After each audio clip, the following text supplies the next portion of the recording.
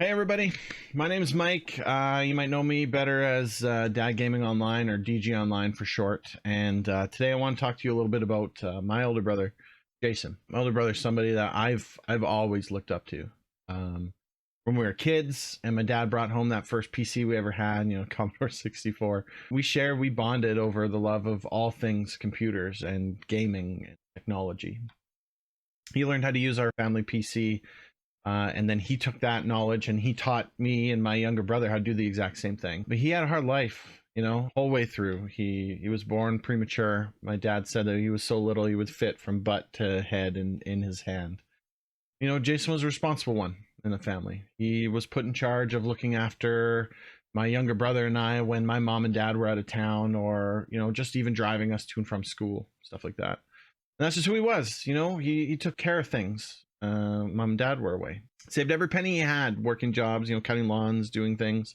And he would buy gaming consoles. And luckily for that, that's what brought me into the world of gaming. That includes the time we bought Final Fantasy VII, and he let me have my own game on there. And I accidentally saved over his 45-hour play with a brand new game because I didn't know what I was doing. Sorry about that. He graduated high school, moved away to college. He majored in computer science in 2000, and that's when everything changed. He was saying he's having a lot of indigestion. He just wasn't feeling very well, and my mom chalked it up to stress.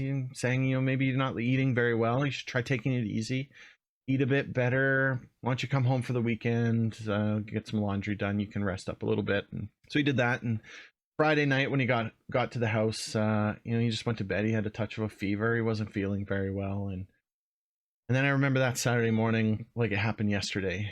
I'm sleeping downstairs and it's like 6:30 in the morning, and I hear some muffled talking, and then boom, my mom just starts screaming for my dad. And what happened was Jason fell over unconscious. And I'll save you the details here, but he's okay. The ambulance comes, they take him away to the doctor, and they check him out, and they say he's severely dehydrated. And then they start poking, asking questions about these stomach problems that he's been having. And Jason hadn't been eating that much because everything was making him feel sick, and he was dehydrated and he was malnourished, and I guess his body just kind of gave out. And I'll spare you the discovery phase stuff here, but just know there's probing and scopes and poking and prodding, and the whole thing it's just uncomfortable. But eventually they get to a diagnosis. He has ulcerative colitis. Now, quick aside, ulcerative colitis is an inflammatory bowel disease, or known, as an IBD for short, but causes inflammation or ulcers, and it's a disease that affects your large intestine, and there is no cure for this.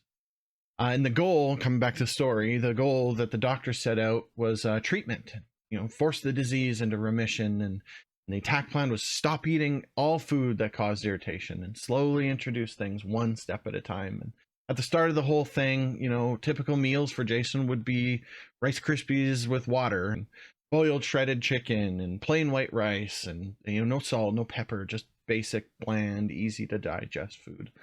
And in addition to those food changes, Jason was now on a strict medication regimen. And I don't remember the name of most of the medicine. I know there was like a little handful of pills, he had to take every single day, and that was helping with the rebuilding process of his internal, digestive tract stuff. And this was working. It was difficult, it was hard, but he's making it through it. And as he's becoming more pain-free, the specialist appointments were going well. Things are getting better. And I graduate high school, and I follow his path in college. I major in computer science, and I get a job, and it happens to be the same place that he's working. He's able to kind of help me into that place in my life. And time moves on, and he moved away for work, and we stay in contact. We're gaming online, weekdays, weekends, whatever, you name it. Some new game comes out, some big board game, whatever it was, we're connected, we're spending time together, and we do as much as we can, right? 2019, he lets us know, he's not feeling well again, and something was wrong. He was thinking he was having another flare up, or recurrence. And this is normal, right? This has happened over the last 20 years now. And it rears its ugly head, and it goes away, and it comes back, and it goes away. And he's going through the same process he always does. He lets a specialist know. He gives them a list of the things going on in his life. He gives them a list of things that he's eating. He goes back to his basics. Only this time it's not working. And so the specialist prescribes more medicine. Nothing's working, and Jason's getting weaker. And he ultimately ends up being taken into the hospital and admitted, where they determine he needs a colostomy. Something's wrong with his intestine. They got to bypass it. And that's what the surgery does. It bypasses the large intestine, and they install a pouch on your stomach. And so he goes in for that surgery. And maybe an hour or two pass, and then they call my mom and dad, and they need to talk to them.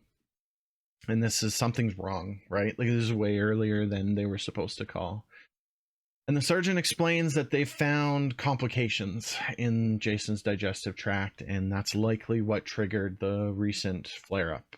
And these are bad enough that the colostomy is now off the table. It's not going to work anymore, and the outlook isn't good. And he's weak from not only from before the hospital, but now his vitals are dropping. He's getting weaker and weaker. And I got to see him one last time in that hospital room to say goodbye as he passed away.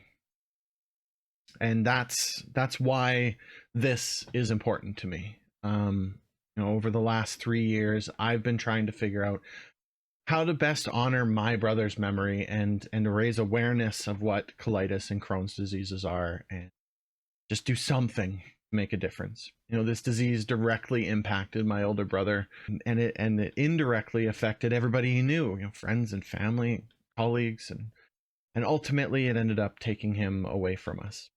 And that brings us to why I'm making this video and why I'm sharing this story with you. One of my best friends, Corey, and I, Dookie03, as you may know him, we're going to be hosting a 24-hour marathon stream on twitch.tv. And that stream is going to be raising support for Crohns and Colitis Canada. And we're going to name that stream Spectrefest, which is named after him and his online gamertag. I've been good friends with Mike and his family for probably around 20 years. Losing Jason was absolutely devastating for the Vanny family and our friend group. We're all incredibly close. Even just knowing when Jason was sick, there were definitely certain things he wasn't able to do.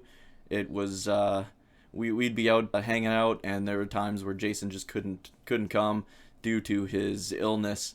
I know Jason's younger brothers, both Mike and his younger brother Justin, both looked up to him a lot. They always loved playing video games with him, playing board games, pretty much anything Jason was down to do, the other boys were down to do. I myself had a fairly good relationship with Jason as well.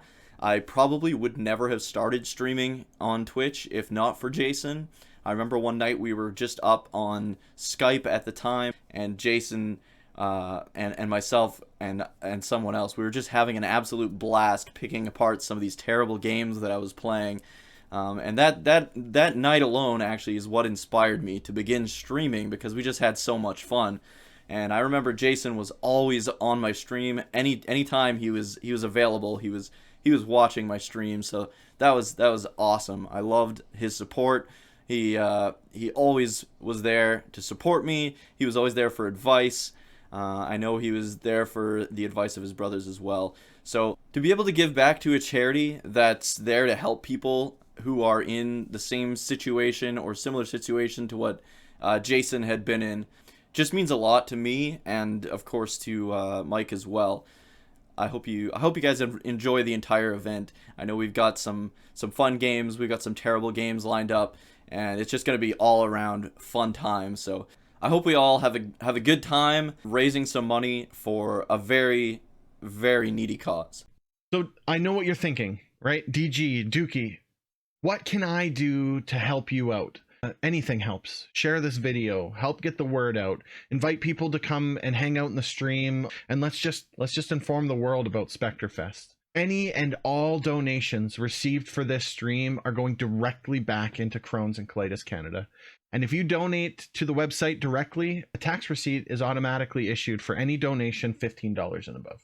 This stream is going to happen on my channel on twitch.tv at twitch.tv/DGonline, and on Dookie's channel over at twitch.tv/Dookie03. You can go to either channel anytime during Spectrefest, so you can watch it from there. We need to pitch in and start raising some awareness about IBDs. Crohn's and Colitis Canada is the only Canadian national volunteer-based charity focused entirely on finding cures for Crohn's disease and ulcerative colitis. 71%, this is one of the coolest things about this charity, 71% of their total revenues of last year went directly into support, education, programs, awareness, and researching the cure. And they need our help if we're going to have a future where IBDs are curable. Join our Facebook group, share this video, help us get the word out. And nothing would make me happier than to see you on October 16th to honor Jason and to support Crohn's and Colitis Canada. I just thank you very much for watching this video, and I hope to see you there. Thank you.